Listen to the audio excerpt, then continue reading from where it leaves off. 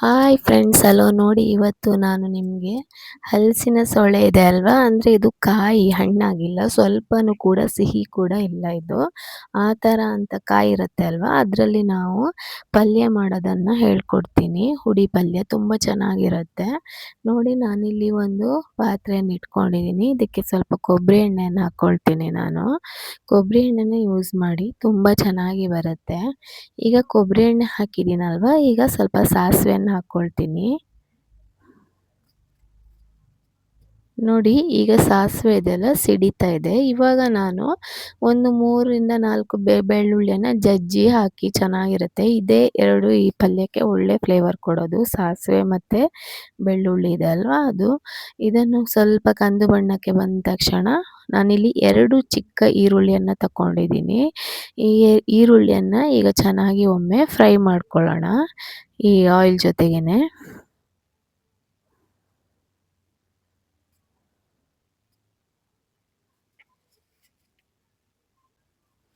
ನೋಡಿ, ಈಗ ಈ ಆಯಿಲ್ ಜೊತೆಗೆ ಚೆನ್ನಾಗಿ ಫ್ರೈ ಆಗಿದೆ ಅಲ್ವಾ. ಈಗ ನಾನು ಇದಕ್ಕೆ ಒಂದೇ ಒಂದು ಟೊಮೆಟೊ ತಗೊಂಡಿದ್ದೀನಿ, ದೊಡ್ಡದು ಒಂದೇ ಟೊಮೆಟೊ ತಗೊಂಡಿದ್ದೀನಿ. ಇದನ್ನು ಹಾಕ್ಕೊಳ್ತೀನಿ. 2 ಈರುಳ್ಳಿ ತಗೊಂಡಿದ್ದೀನಿ, 1 ಟೊಮೆಟೊ ತಗೊಂಡಿದ್ದೀನಿ. ಈರುಳ್ಳಿ ನೀವು ಎಷ್ಟು ಹಾಕ್ತೀರಾ ಅಷ್ಟು ಚೆನ್ನಾಗಿರುತ್ತೆ. ಯಾಕಂದರೆ ಡ್ರೈ ಆದಾಗ ಈರುಳ್ಳಿ ಎಲ್ಲ ಆಯಿಲಲ್ಲಿ ಚೆನ್ನಾಗಿ ಬೆಂದಿರುತ್ತೆ ಅಲ್ವಾ, ತುಂಬ ಚೆನ್ನಾಗಿರುತ್ತೆ.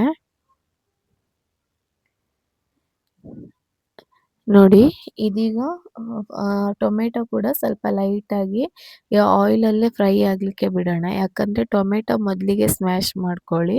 ಹಲಸಿನ ಹಣ್ಣಿನ ಸೊಳೆ ನಾನು ಹಾಗೆ ಮಧ್ಯೆ ಮಧ್ಯೆ ಸಿಗಲಿ ಹಾಕಿದ್ದೀನಿ. ನೀವು ಬೇಕಾದರೆ ಚಿಕ್ಕ ಚಿಕ್ಕದಾಗಿ ಕಟ್ ಮಾಡ್ಕೋಬೋದು. ಈಗ ನಾನು ಇದಕ್ಕೆ ಸ್ವಲ್ಪ ಅರಿಶಿನ ಪುಡಿಯನ್ನು ಹಾಕ್ಕೊಳ್ತೀನಿ. ನೋಡಿ, ಈಗ ಚೆನ್ನಾಗಿ ಮತ್ತೊಮ್ಮೆ ಎಲ್ಲ ಚೆನ್ನಾಗಿ ಫ್ರೈ ಮಾಡ್ಕೊಳ್ಳೋಣ ಆಯಿಲಲ್ಲೇ.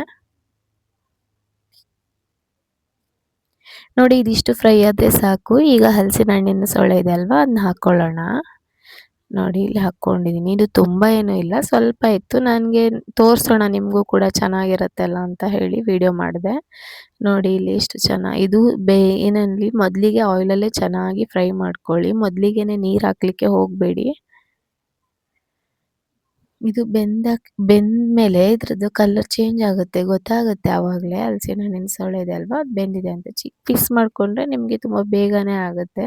ನಾನಂದರೆ ಸ್ವಲ್ಪ ಬಾಯಿಗೆ ಸಿಗೋ ಹಾಗೆ ಇರಲಿ ಅಂತ ಉದ್ದುದ್ದಾಗೆ ಮಾಡಿದ್ದೀನಿ. ಸ್ವಲ್ಪನೇ ಸಾಲ್ಟ್ ಹಾಕಿ, ಮೊದಲಿಗೆ ಹೇಳ್ತಾ ಇದ್ದೀನಿ, ಈ ಪಲ್ಯಕ್ಕೆ ನೀವು ತುಂಬ ಸಾಲ್ಟ್ ಹಾಕಲಿಕ್ಕೆ ಹೋಗಬೇಡಿ. ನೋಡಿ, ಜಸ್ಟ್ ನಾನು ಒಂದು ಬೆರಳಲ್ಲಿ ತಗೊಂಡು 2 ಸರಿ ಒಂದು 2 ಚೀಟಿಕೆಯಷ್ಟು ಸಾಲ್ಟ್ ಹಾಕಿದ್ದೀನಿ ಅಂತ ಅಂದ್ಕೊಳ್ಳಿ. ಯಾಕಂದರೆ ಕೊನೆಯಲ್ಲಿ ಸ್ವಲ್ಪ ಸಾಲ್ಟ್ ಹಾಕಬೇಕಾಗುತ್ತೆ, ಅದಕ್ಕೋಸ್ಕರ ಮೊದಲಿಗೆ ಸ್ವಲ್ಪ ಹಾಕ್ಕೊಳ್ಳಿ. ಈ ಹಲಸಿನ ಹಣ್ಣಿನ ಸೊಳೆ ಇದೆ ಅಲ್ವಾ, ಉಪ್ಪನ್ನು ತುಂಬ ಹೀರ್ಕೊಂಡು ಬಿಡುತ್ತೆ, ಅದಕ್ಕೋಸ್ಕರ. ನೋಡಿ, ಈಗ ನಾವು ಚೆನ್ನಾಗಿ ಫ್ರೈ ಮಾಡಿದ್ದೀವಲ್ವ ಇದನ್ನು. ಈಗ ನಾನು ಇದಕ್ಕೆ 1 ಲೋಟದಷ್ಟು ನೀರನ್ನು ಹಾಕ್ಕೊಳ್ತೀನಿ. ಚಿಕ್ಕ ಲೋಟದಲ್ಲಿ 1 ಲೋಟದಷ್ಟು ನೀರು, ಅಂದರೆ ನಿಮಗೆ ಹಲಸಿನ ಹಣ್ಣಿನ ಸೊಳೆ ಇದೆಯಲ್ಲ, ಸ್ವಲ್ಪ ಮುಳುಗುವಷ್ಟು, ಒಂದು 3/4 ಭಾಗ ಮುಳುಗುವಷ್ಟು ನೀರು ಹಾಕಿದರೆ ಸಾಕಾಗತ್ತೆ. ಬೇಗ ಬೇಯ್ತದೆ ಕೂಡ ಇದು. ಈಗ ನಾವು ಲಿಡ್ಡನ್ನು ಸ್ವಲ್ಪ ಕ್ಲೋಸ್ ಮಾಡಿ ಬೇಯಲಿಕ್ಕೆ ಬಿಡೋಣ. ಇದು ಗೊತ್ತಾಗುತ್ತೆ ನಿಮಗೆ, ಕಲರ್ ಚೇಂಜ್ ಆಗಿದ್ದರೆ ಅದು ಬೆಂದಿದೆ ಅಂತ. ಹಾಗೆ ಲೈಟ್ ಕಲರಲ್ಲೇ ಇದ್ದರೆ ಇನ್ನು ಬೇಯಬೇಕಂತ ಅಂತ ಹೇಳಿ. ನೋಡಿ, ಇದು ಸ್ವಲ್ಪ ಕಲರ್ ಚೇಂಜ್ ಆಗಿದೆ ಅಲ್ವಾ ಈಗ. ಆವಾಗ ಬೆಳ್ಳಗೆ ಕಾಣಿಸ್ತಾ ಇತ್ತು ತುಂಬ, ಮತ್ತು ಗಟ್ಟಿ ಕೂಡ ಇರುತ್ತೆ, ಅದು ಗೊತ್ತಾಗುತ್ತೆ ನಿಮಗೆ. ಇದು ಇನ್ನೂ ಸ್ವಲ್ಪ ಬೇಯಬೇಕು, ಒಂದು ಅರ್ಧದಷ್ಟು ಅಷ್ಟೇ ಬೆಂದಿದೆ ಇದು. ನೋಡಿ, ಈಗ ಇಷ್ಟು ಬೇಯ್ತಾ ಇರಬೇಕಾದ್ರೇನೆ ನಾನು ನೋಡಿ ಇಲ್ಲಿ ತೋರಿಸ್ತೀನಿ. 1 ಕಪ್ಪಷ್ಟು ಕೊಬ್ಬರಿಯನ್ನು ತೆಗೆದಿಟ್ಕೊಳ್ಳಿ, ತುರಿದು ತೆಂಗಿನಕಾಯನ್ನು. ಈಗ ನೋಡಿ, ಇದಕ್ಕೆ ನಾನು 1 ಸ್ಪೂನಷ್ಟು ಸಾಂಬಾರು ಪುಡಿಯನ್ನು ಹಾಕ್ತಾ ಇದ್ದೀನಿ. ಇದು ಮನೆಯಲ್ಲೇ ಮಾಡಿರುವಂಥ ಸಾಂಬಾರು ಪುಡಿ. ನಿಮ್ಮ ಮನೆಯಲ್ಲೇ ಇಲ್ಲ ಅಂದರೆ ನೀವು ಏನು ಹೇಳಿ, ಖಾರದ ಪುಡಿ, ಧನಿಯಾ, ಹಾಗೆ ಮೆಂತ್ಯ ಜೀರಿಗೆನ ಹಾಕಿ ಪೌಡರ್ ಮಾಡಿರ್ತೀವಲ್ವ, ಅದನ್ನು ಹಾಕಿದ್ರೆ, ಇಲ್ಲ ಅಂಗಡಿಯಲ್ಲಿ ಸಿಗೋವಂಥ ಸಾಂಬಾರು ಪುಡಿ ಪ್ಯಾಕೆಟ್ ಇದ್ದರೆ ಅದರಲ್ಲಿ 1 ಸ್ಪೂನಷ್ಟು ಹಾಕ್ಕೊಳ್ಳಿ ಸಾಕು. ತುಂಬ ಹಾಕಲಿಕ್ಕೆ ಹೋಗಬೇಡಿ, 1 ಸ್ಪೂನೇ ಸಾಕಾಗುತ್ತೆ. ನೋಡಿ, ಈಗ ಇದು ಆಲ್ಮೋಸ್ಟ್ ಇದು ಬೆಂದಿದೆ, 3/4 ಭಾಗದಷ್ಟು ಬೆಂದಿದೆ. ಲೈಟಾಗಿ ಕಾಣಿಸ್ತಾ ಇದೆ ನೋಡಿ, ಮಧ್ಯ ಮಧ್ಯ. ಅಷ್ಟಿದ್ರೆ ಏನೂ ತೊಂದರೆ ಇಲ್ಲ, ಅದು ಬೆಂದ್ಬಿಡತ್ತೆ. ಈಗ ನಾನು ಈ ತೆಂಗಿನಕಾಯಿ ತುರಿ ಇದೆ ಅಲ್ವಾ, ಈಗ ಇದನ್ನು ಇದಕ್ಕೆ ಹಾಕ್ಕೊಳ್ತೀನಿ. ನೋಡಿ, ಈಗ ಈ ಕಾಯಿ ಜೊತೆಗೇನೆ ಸ್ವಲ್ಪ ಸಾಲ್ಟನ್ನು ಕೂಡ ಹಾಕ್ಕೊಳ್ತೀನಿ ನಾನು.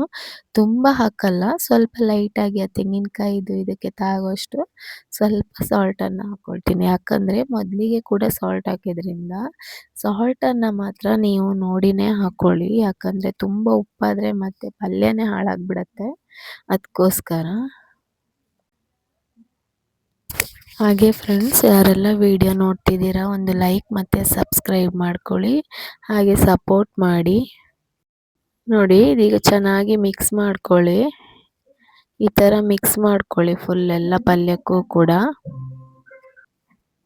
ನೋಡಿ, ಪಲ್ಯ ಆಲ್ಮೋಸ್ಟ್ ಆಗಿದೆ ಫ್ರೆಂಡ್ಸ್. ನೋಡಿದ್ರಲ್ಲ ಎಷ್ಟು ಸಖತ್ತಾಗಿ ಬಂದಿದೆ ಅಲ್ವಾ ಹಲಸಿನ ಸೊಳ್ಳೆ ಪಲ್ಯ. ತುಂಬ ಚೆನ್ನಾಗಿರುತ್ತೆ ಇದು. ನೀವು ಮನೇಲಿ ಒಮ್ಮೆ ಟ್ರೈ ಮಾಡಿ. ಯಾಕಂದರೆ ತುಂಬ ಅಪರೂಪ ಅಲ್ವಾ ನಮಗೆ ಹಲಸಿನ ಹಣ್ಣು. ವರ್ಷದಲ್ಲಿ ಒಮ್ಮೆ ಮಾತ್ರ ಹಲಸಿನಕಾಯಿ ಸಿಗುತ್ತೆ. ಆ ಟೈಮಲ್ಲೇ ಮಾಡ್ಕೋಬೇಕಾಗತ್ತೆ. ಅದಕ್ಕೋಸ್ಕರ ಹೇಳ್ತಿದ್ದೀನಿ.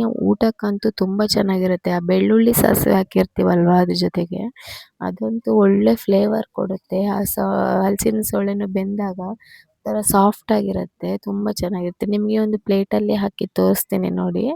ಸ್ವಲ್ಪ ಹಾಕಿ ತೋರಿಸ್ತೀನಿ ನೋಡಿ. ಎಷ್ಟು ಸಖತ್ತಾಗಿ ಬಂದಿದೆ ನೋಡಿ ಪಲ್ಯ. ಹತ್ರದಿಂದ ತೋರಿಸ್ತೀನಿ.